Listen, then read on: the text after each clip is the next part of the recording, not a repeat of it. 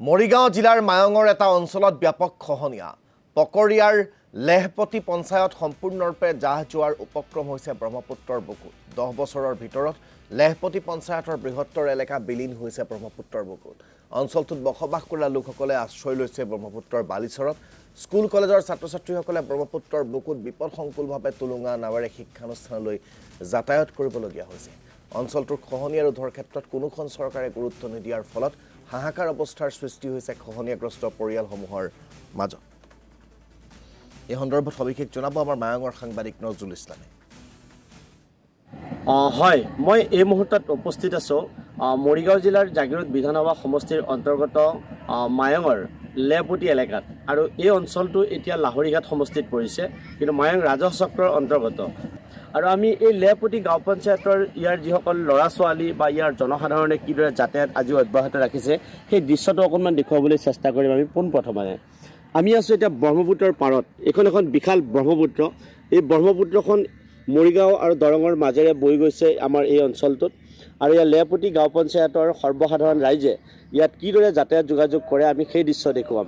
ব্ৰহ্মপুত্ৰৰ খহনীয়া প্ৰতি বছৰে ইয়াতে হৈ থাকে আৰু এই খহনীয়াৰ ফলত এই অঞ্চলৰ ৰাইজ ইতিমধ্যে বিভিন্ন ঠাইলৈ ঢাপলি মেলিবলগীয়া হৈছে লেহপতি গাঁও পঞ্চায়ত যিখন আছিলে নদীখনৰ সিটোপাৰে আছিলে সেই অঞ্চলটো কিন্তু আজিৰ তাৰিখত সেই অঞ্চলটো এক প্ৰকাৰ নিশ্চিহ্ন হৈ গৈছে নৈৰ বুকুত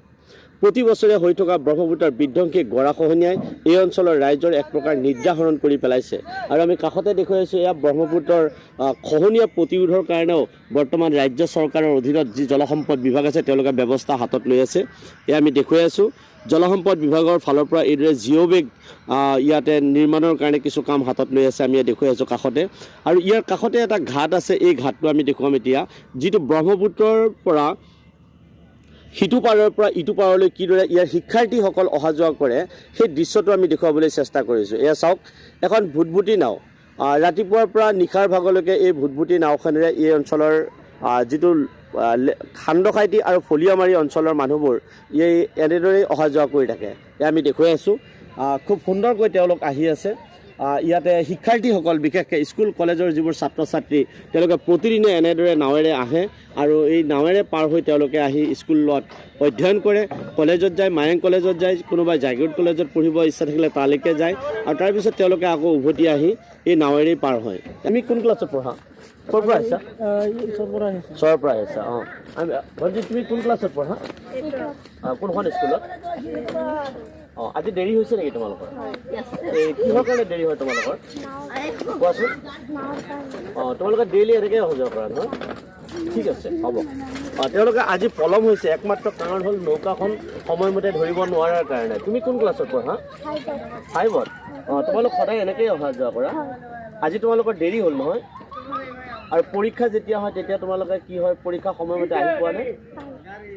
অঁ তোমাৰ নামটো আশ্ৰিনা বেগম যোৱা ঠিক আছে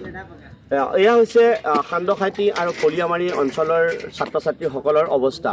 ইয়াৰ সৰ্বসাধাৰণ ৰাইজেও এনেদৰেই অহা যোৱা কৰি থাকিবলগীয়া হয় কাৰণ নৈপৰীয়া বাসিন্দা তেওঁলোকৰ আৰু ইয়াত দলং দিয়াটো এতিয়া কোনোপধ্যে সেয়া সম্ভৱপৰো নহয় কাৰণ ঠায়ে ঠায়ে দলং হৈছে দলং নিৰ্মাণৰ ফলত যাতায়াতৰ উপযোগী হৈছে ঠায়ে ঠায়ে কিন্তু আমি দেখুৱাইছোঁ পৰিৱেশটো এই অঞ্চলৰ ল'ৰা ছোৱালীবিলাকে কিদৰে এতিয়াও এইদৰে শিক্ষানুষ্ঠানত গৈ পেলাই তেওঁলোকে শিক্ষা গ্ৰহণ কৰি আছে তেওঁলোকৰ পিতৃ মাতৃৰো এটা সপোন আছে ল'ৰা ছোৱালীক শিক্ষিত কৰি তোলাৰ কাৰণে সেইকাৰণে চহৰৰ ল'ৰা ছোৱালীয়েও আৰু ব্ৰহ্মপুত্ৰ যেতিয়া বিশাল ব্ৰহ্মপুত্ৰ ইয়াত ভঁৰালুইত হৈ থাকে ভঁৰালুইতত বুকুত এইদৰে নাও চলাচল কৰি এইসকল নাৱৰীয়াই তেওঁলোকৰ পৰিয়াল চলাই থাকে আপুনি ইয়াতে নাও চলায় ন অঁ হেৰি কিমান মানুহ ডেইলি অহা যোৱা কৰে অঁ ল'ৰা ছোৱালীবিলাক সিপাৰৰ পৰা আহে ল'ৰা ছোৱালীয়ে কিবা ভাড়া দিব লাগেনে নাৱৰ ল'ৰা ছোৱালী নোলোৱা ন অঁ আৰু আপোনাক এই মুহূৰ্তত ধন্যবাদ জ্ঞাপন কৰিছোঁ